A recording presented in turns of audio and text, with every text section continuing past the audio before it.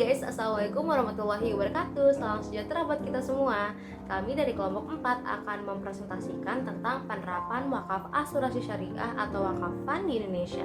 Saya Permata Cinta akan terlebih dahulu membahas tentang latar belakangnya. Wakaf asuransi syariah ini baru muncul sejak dikeluarkannya Fatwa Dewan Syariah Nasional Majelis Ulama Indonesia nomor 106 garing DSN MUI garing 10 Romawi garing 2016 pada tahun 2016 lalu.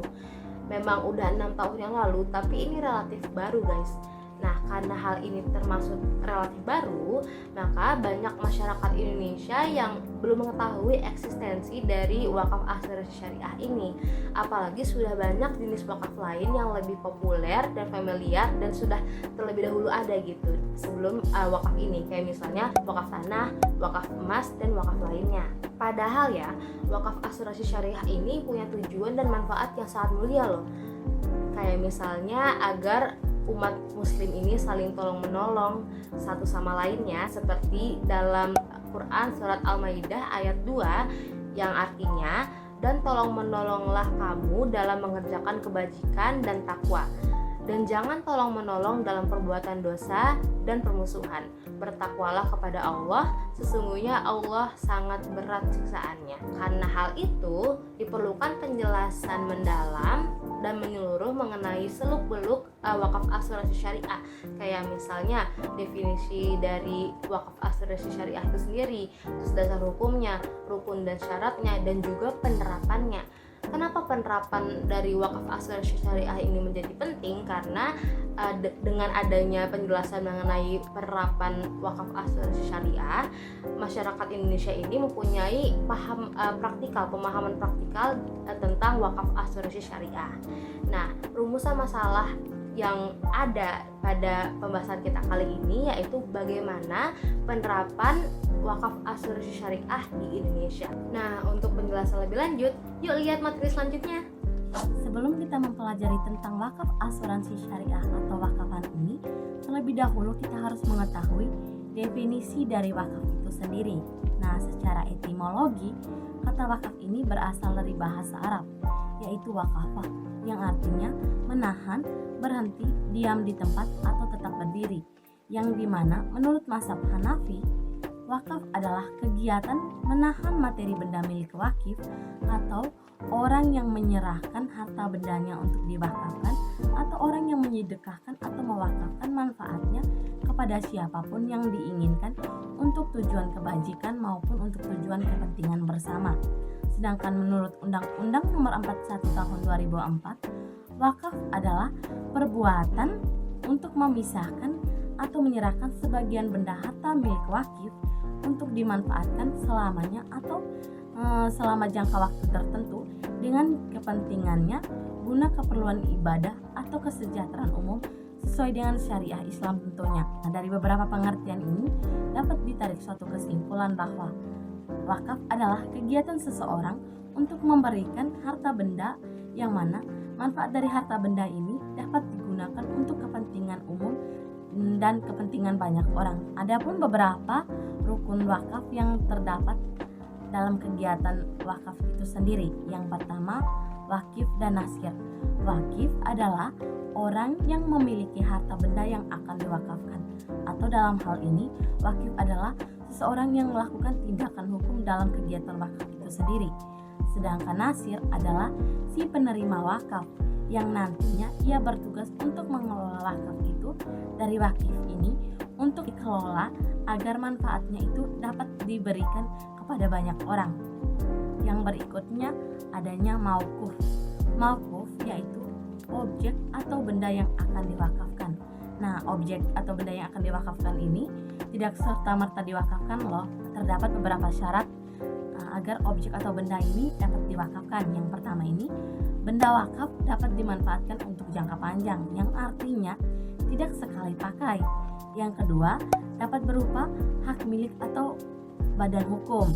Yang ketiga, hak milik wakif ini yang jelas-jelas batas kepemilikannya. Dan yang berikutnya, bebas dari segala pembebanan, ikatan, sitaan, dan sengketa. Dalam hal ini, benda yang akan diwakafkan ini benar-benar murni dari benda milik wakif itu sendiri yang bebas dari segala pembebanan maupun sengketa ya. Yang berikutnya rukun wakaf yaitu mauquf alaih atau si penerima manfaat dari wakaf ini. Adapun 8 golongan dari penerima wakaf ini. Yang pertama, fakir, miskin, adanya amil, mualaf, rikab atau hamba sahaya, garim atau orang yang terlilit hutang, fisabilillah, dan ibnu sabil atau orang yang sedang melakukan perjalanan atau orang yang dalam perjalanan. Selain itu, orang yang berhak menerima wakaf adalah keluarga maupun orang-orang terdekat dari wakif itu sendiri ya. Untuk rukun wakaf yang berikutnya yaitu sihat. Sihat yaitu ikrar atau ucapan wakaf. Dalam hal ini, sihat ini merupakan pernyataan seseorang dalam memberikan wakaf yang menjadi syarat sahnya suatu wakaf, baik dalam bentuk tulisan, lisan maupun dengan syarat yang dapat dipahami maksudnya. Berikutnya, adapun definisi dari asuransi syariah itu sendiri, baik menurut Dewan Syariah Nasional, menurut ulama maupun menurut Undang-Undang Nomor 40 Tahun 2014, yang dimana menurut Dewan Syariah Nasional, asuransi syariah adalah sebuah usaha untuk saling melindungi dan saling tolong-menolong di antara sejumlah orang, di mana dalam hal ini dilakukan melalui investasi dalam bentuk aset atau dalam bahasa Islamnya itu tabaru, yang memberikan pola pengembalian untuk menghadapi risiko tertentu melalui akad atau perikatan yang sesuai dengan syariah Islam. Yang berikutnya, definisi asuransi syariah menurut ulama yaitu Az-Zuhaili. Dalam hal ini, ia menjelaskan bahwa asuransi syariah yaitu kesepakatan antara individu untuk membayar beberapa uang sebagai ganti rugi pada saat salah satu anggota mendapat kemudaratan atau kesusahan di dalam kegiatan asuransi syariah itu sendiri. Dan berikutnya menurut Undang-Undang Nomor 40 Tahun 2014. Dalam hal ini, Undang-Undang memberikan definisi bahwa asuransi syariah adalah kumpulan perjanjian yang terdiri atas perusahaan asuransi, pemegang polis maupun para pemegang polis dalam rangka pengelolaan kontribusi berdasarkan prinsip syariah guna saling tolong-menolong, saling melindungi atas risiko atau musibah yang menimpa pemegang polis itu sendiri. Dalam hal ini menurut Undang-Undang Nomor 40 Tahun 2014 ini adanya ikatan yang sangat erat antara perusahaan asuransi syariah itu sendiri dengan pemegang polis maupun dengan para pemegang polis. Berikutnya kita akan membahas tentang wakaf asuransi syariah atau wakafan itu sendiri yang menjadi topik dalam pembahasan kita kali ini, yaitu kegiatan memberikan uang kepada perusahaan asuransi, yang mana dalam hal ini sebelum dana wakaf ini diberikan kepada perusahaan asuransi tersebut harus sudah menyediakan wadah atau membuat wadah atau tempat untuk menampung dana wakaf tersebut dari berbagai wakaf tersebut. Nah, dana wakaf tersebut akan digunakan untuk kepentingan banyak orang dengan memberikan kepada lembaga pengelola wakaf atau nasir itu sendiri. Oke, untuk penjelasan berikutnya akan dilakukan oleh rekan saya. Oke guys, selanjutnya ada dasar hukum dari wakaf asuransi syariah. Yang pertama terdapat di Fatwa Dewan Syariah Nasional nomor 106/DSN MUI /10 Romawi /2016 tentang wakaf manfaat asuransi dan manfaat investasi pada asuransi jiwa syariah. Lalu, yang kedua dalam Al-Quran pada surat Al-Baqarah ayat 267 dan surat Al-Ma'idah ayat 2, yang dimana pada ayat-ayat Al-Quran tersebut tidak disebutkan secara jelas mengenai wakaf asuransi syariah ini. Akan tetapi, ayat-ayat tersebut yang menjadi dasar dari adanya wakaf asuransi syariah ini. Selanjutnya, kita masuk ke dalam sejarah lahirnya wakaf asuransi di Indonesia. Jadi, awalnya itu wakaf asuransi syariah di Indonesia lahir dari adanya Fatwa Dewan Syariah Nasional nomor 106/DSN MUI /10 Romawi /2016 tentang wakaf manfaat asuransi dan manfaat investasi pada asuransi jiwa syariah. Yang dimana hal ini mengundang pertimbangan dikarenakan masyarakat Indonesia, lembaga wakaf dan lembaga keuangan syariah sendiri memerlukan penjelasan lebih lanjut mengenai manfaat manfaat dari wakaf asuransi secara konkret. Tidak hanya itu, semenjak adanya fatwa ini, banyak perusahaan asuransi syariah di Indonesia yang mulai meluncurkan program serta pelayanan baru mengenai wakaf asuransi syariah. Sehingga hal ini memberikan manfaat agar masyarakat Indonesia bisa lebih mengetahui mengenai eksistensi dari wakaf asuransi syariah itu sendiri. Lalu ada subjek dan objek dari wakaf asuransi syariah. Yang pertama, subjek dari wakaf asuransi syariah ini terdiri dari 3 subjek. Di antaranya ada wakif, yaitu orang yang akan memberikan harta bendanya untuk diwakafkan. Lalu ada nazir, yang merupakan pihak yang menerima objek wakaf untuk dikelola dan dimanfaatkan untuk orang banyak. Dan yang terakhir ada mauquf, yaitu orang yang berhak menerima wakaf.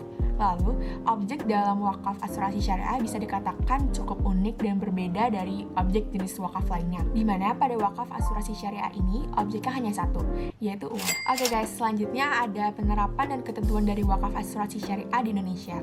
Sebenarnya dalam penerapan wakaf fund ini terdapat beberapa ketentuan. Yang pertama, perusahaan asuransi atau nazir harus menyediakan tempat terhadap dana yang akan diwakafkan oleh wakif setiap bulan atau setiap tahunnya setelah melaksanakan zakat. Yang kedua, perusahaan asuransi berhak mendapatkan bayaran atas pengelolaan dana wakaf yang tidak melebihi dari 10%, di mana hal ini sesuai dengan ketentuan pasal 12 Undang-Undang Nomor 41 Tahun 2004 tentang wakaf. Yang ketiga, walaupun dana yang masuk ke nazir itu sedikit, tetap saja dana wakaf tersebut tidak boleh digunakan untuk semua hal yang terkait dengan operasional perusahaan asuransi syariah tersebut. Lalu yang terakhir, dana wakaf asuransi syariah ini dapat terbagi menjadi 2 rekening, yaitu rekening tabungan yang dimana dana yang sudah diterima oleh pihak ketiga sebagai mauquf alai ini dalam rekening tabungan tidak boleh dikembalikan pada wakif dikarenakan dana tersebut sudah diwakafkan. Lalu yang kedua itu disebut dengan rekening tabaru, di mana dana wakaf ini harus dikelola dan diinvestasikan terlebih dahulu, baru hasilnya dapat digunakan sebagai dana klaim untuk menolong sesama peserta asuransi. Contoh penerapan wakaf asuransi syariah. Andi adalah seorang muslim yang merdeka, hendak mengikuti program wakaf pun asuransi syariah di perusahaan asuransi Muamalah Sejahtera. Maka Muamalah Sejahtera sebagai perusahaan asuransi syariah dan Nasir akan membuat tempat di mana Andi akan memasukkan uang tersebut ke dana wakaf secara berkala setelah kedua belah pihak melakukan sikhat. Dalam hal ini Andi akan memasukkan setiap bulannya itu sebesar 1 juta rupiah, di mana 500 ribunya untuk tabaru dan 500 ribunya lagi untuk rekening tabungan. Andi akan menunjuk teman karibnya Beni sebagai mauquf alih yang juga menjadi peserta dari wakaf asuransi syariah. Dengan begitu, Beni sebagai mauquf alai akan menerima hasil investasi dari dana wakaf asuransi syariah yang dikelola oleh perusahaan asuransi syariah Muamalah Sejahtera. Kesimpulan dan saran penerapan dari wakaf asuransi syariah dengan cara memasukkan dana wakaf berupa uang kepada perusahaan asuransi, dan dana wakaf tersebut akan dikelola dan dibagi menjadi 2 rekening, yaitu rekening tabungan dan rekening tabaru demi kemanfaatan orang banyak. Dengan adanya wakaf asuransi syariah sebagai media dari perbuatan tolong menolong, akan diharapkan semakin banyak orang yang tahu dan ikut melakukan wakaf ini guna kesejahteraan bersama. Terima kasih dari kelompok kami. Wassalamualaikum warahmatullahi wabarakatuh.